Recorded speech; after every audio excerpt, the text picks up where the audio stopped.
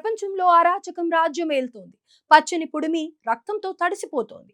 ఈ భూమాత ఏనాడు ఏం బాధపడిందో ఏమో ఇప్పుడు తనకు రక్తాభిషేకాన్ని కోరుతోంది. ప్రపంచంలో రాక్షస రాజ్యం పెరిగిపోతున్న తరుణంలో వేలాది అమాయకులు చిన్నారులు ఆసుపత్రుల్లో చికిత్స పొందుతున్న రోగాలు రక్త దాహానికి బలవుతున్నారు.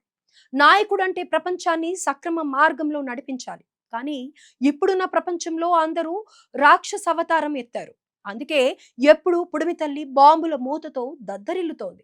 తాజాగా ఆఫ్ఘనిస్తాన్లోని హాస్పిటల్ పై పాకిస్తాన్ వైమానిక దాడి చేయడంతో 400 మంది మృతి చెందారు. 250 మందికి పైగా గాయపడ్డారు.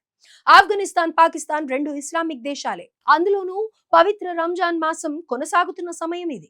అయినా వీరి రక్తదాహం తీరలేదంటే వీరిలో రాక్షసానందం ఎంత తీవ్రంగా ఉందో అర్థం చేసుకోవచ్చు. ప్రస్తుతం ప్రపంచంలో శాంతిని ప్రేమించే దేశం ఏదైనా ఉందంటే అది భారత్ మాత్రమే. వీలైనంత వరకు శాంతి మంత్రం చెబుతూనే ఉన్నాం. అదే సమయంలో తోక జాడిస్తే దండించడానికి సిద్ధమే. అందుకే ఇప్పుడు ప్రపంచంలో భారత్ వెలిగిపోతుంటే ప్రపంచ దేశాలన్నీ ధరల పెరుగుదల, ఆర్థిక స్థిరత్వం లేకుండా అంధకారంలోకి వెళ్ళిపోతున్నాయన్నది స్పష్టంగా అర్థమవుతోంది.